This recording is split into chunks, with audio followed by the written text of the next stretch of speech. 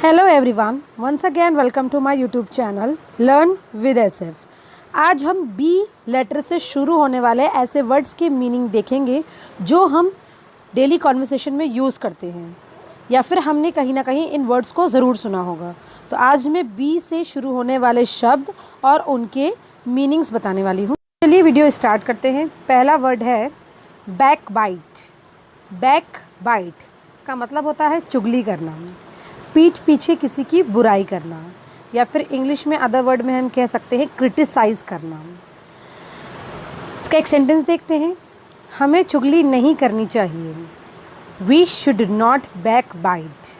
We should not backbite मतलब हमें किसी के पीठ पीछे उसकी बुराई नहीं करना चाहिए। नेक्स्ट वर्ड देखते हैं। नेक्स्ट वर्ड है बैलेंस।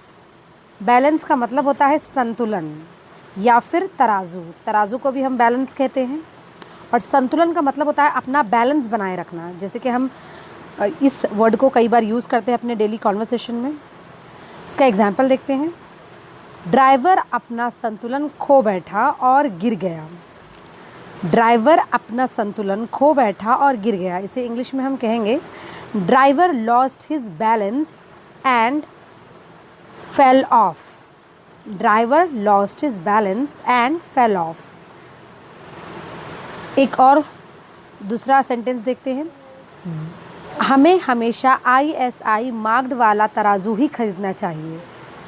तो हम इसे कहेंगे we should always buy ISI marked balance.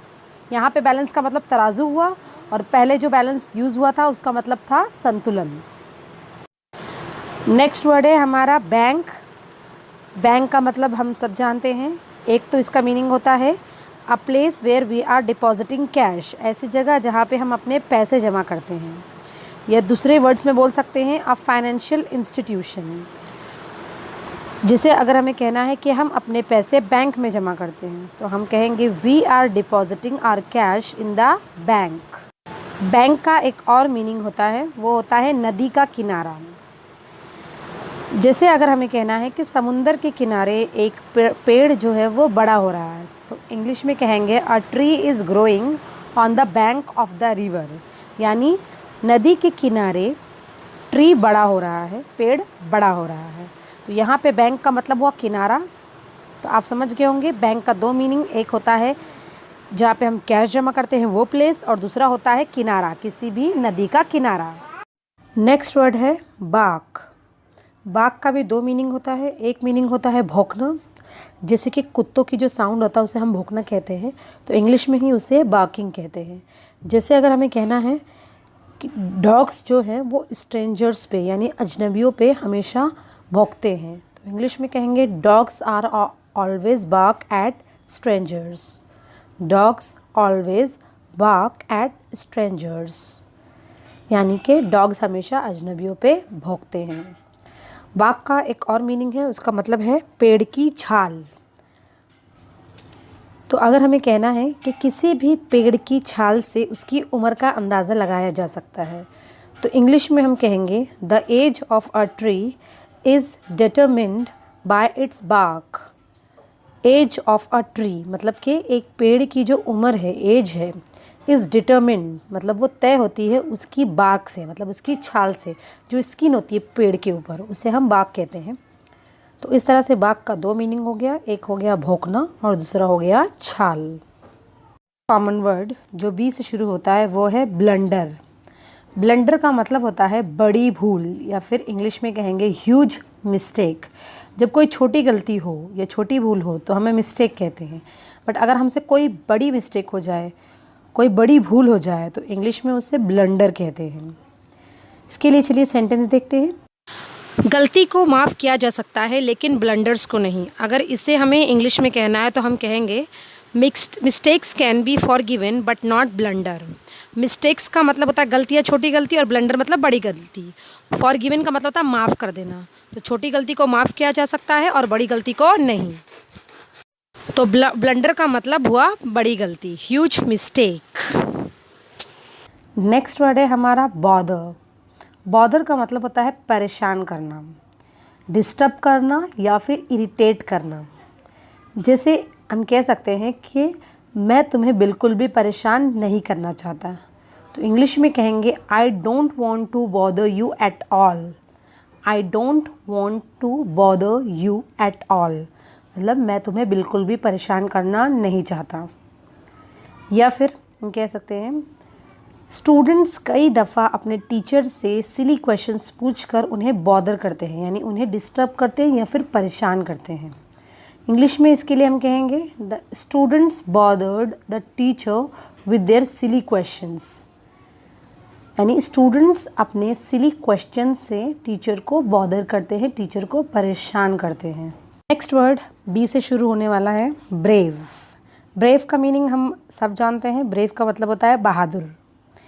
अगर हमें कहना है कि एक बहादुर कैप्टन ने अपनी शिप को बचा लिया, तो इंग्लिश में कहेंगे the brave captain saved his ship. Ship यानी पानी का जहाज़, ब्रेव कैप्टन ने यानी कि एक बहादुर कैप्टन ने पानी के जहाज़ को डूबने से बचा लिया। नेक्स्ट वर्ड है बायकॉट। बायकॉट का मतलब होता है बहिष्कार करना, किसी भी चीज़ को अपनाने से या लेने से मना कर देना, उसे हम कहते हैं बायकॉट करना। फॉर एग्ज़ाम्पल अभी रिसेंटली इंडिया ने चाइनीज़ प्रोडक्ट यूज़ करने से बॉयकॉट कर दिया, तो इंग्लिश में हम कहेंगे India बायकॉटेड Chinese good. India बायकॉटेड Chinese goods. Goods का मतलब सामान, चाइनीज़ गुड्स यानी चाइनीज़ सामान यूज़ करने से मना कर दिया, यानी बायकॉट कर दिया चाइनीज़ सामान का। नेक्स्ट वर्ड है हमारा ब्रूटल। ब्रूटल का मतलब होता है वायलेंट, रूथलेस, या हिंदी में हम जिसे कहते हैं निर्दयी, यानी बिना किसी दया भाव के, बहुत ही बुरे तरीके से या जालिमाना तौर पर। फॉर एग्ज़ाम्पल उस बिजनेसमैन की बुरे तरीके से हत्या कर दी गई। इसे इंग्लिश में हमें कहना है तो हम कहेंगे that businessman was brutally murdered by गून्स।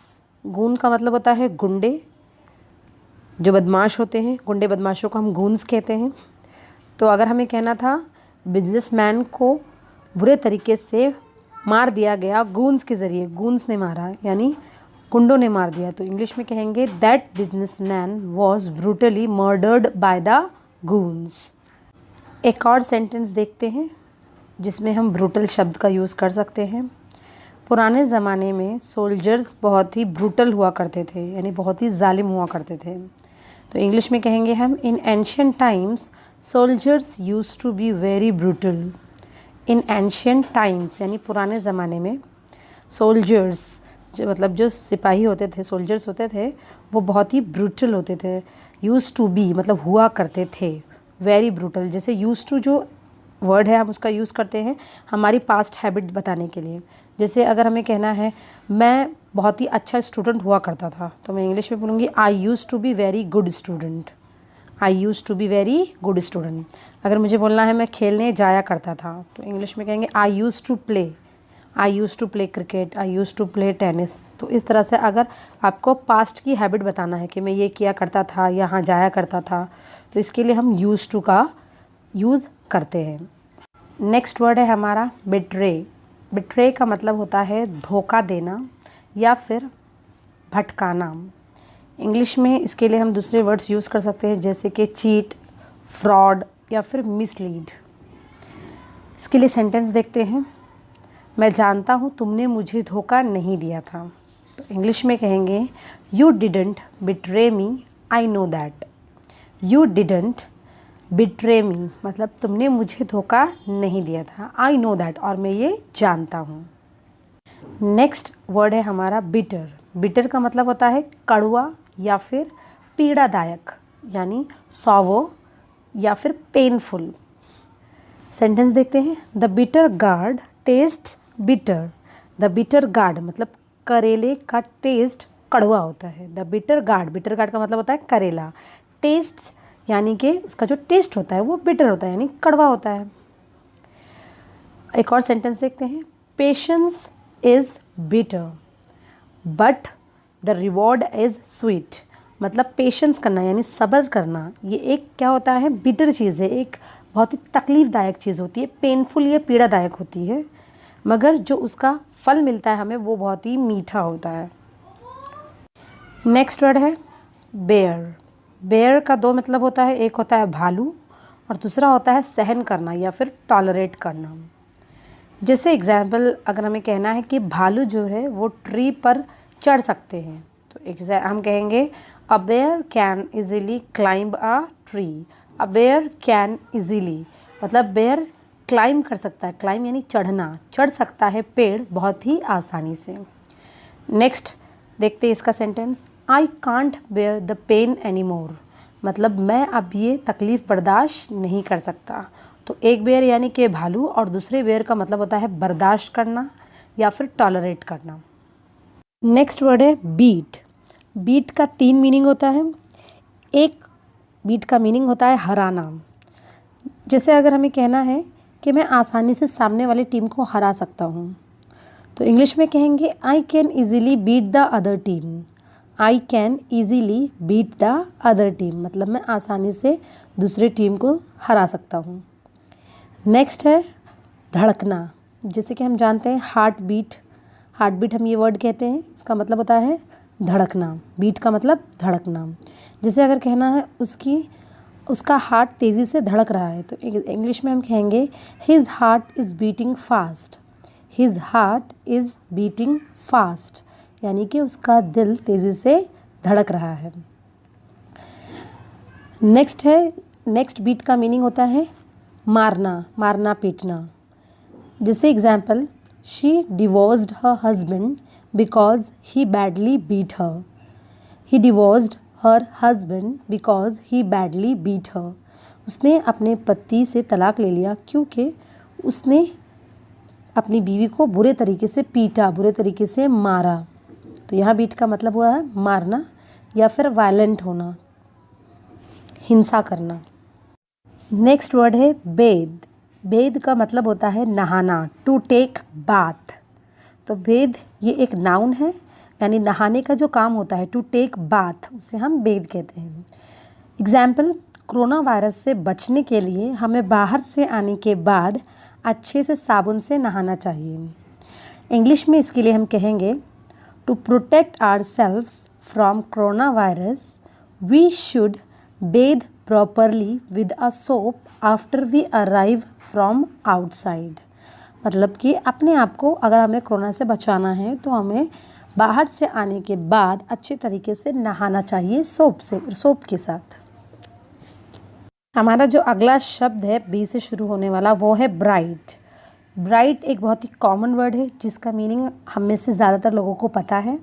Bright का 2 मीनिंग होता है, एक होता है चमकीला और दूसरा होता है उज्ज्वल, ब्रिलियंट या फिर ग्लिटरिंग। जैसे अगर हमें कहना है कि नेहा का मेडिकल डॉक्टर के रूप में उज्ज्वल करियर है या उज्ज्वल भविष्य है, तो इंग्लिश में कहेंगे Neha has a bright career as a medical doctor. Neha has a bright career as a medical doctor मतलब नेहा का मेडिकल डॉक्टर के रूप में भविष्य उज्ज्वल है, यानी ये आगे चलकर सक्सेसफुल होने वाला है, ब्रिलियंट होने वाला है। और दूसरा मीनिंग क्या था इसका, चमकीला। तो चमकीले को हम कह सकते हैं अपने सेंटेंस में अगर हम यूज़ करना है ब्राइट को चमकीले के लिए, तो हम कहेंगे I don't like to wear bright colours. I don't want to wear bright colours यानी मुझे ब्राइट कलर्स नहीं पहनना है, यानी चमकीले कलर्स के कपड़े नहीं पहनना है। आपको वीडियो यूज़फुल लगा हो तो इसे लाइक करिए, शेयर करिए फ्रेंड्स और फैमिली के साथ, और सब्सक्राइब करना मत भूलिएगा अगर आप न्यू हैं चैनल पर। साथ में बेल आइकन भी प्रेस कर दीजिएगा ताकि आगे आने वाली वीडियोस की नोटिफिकेशन आपको वक्त पर मिल जाए। Thanks for watching.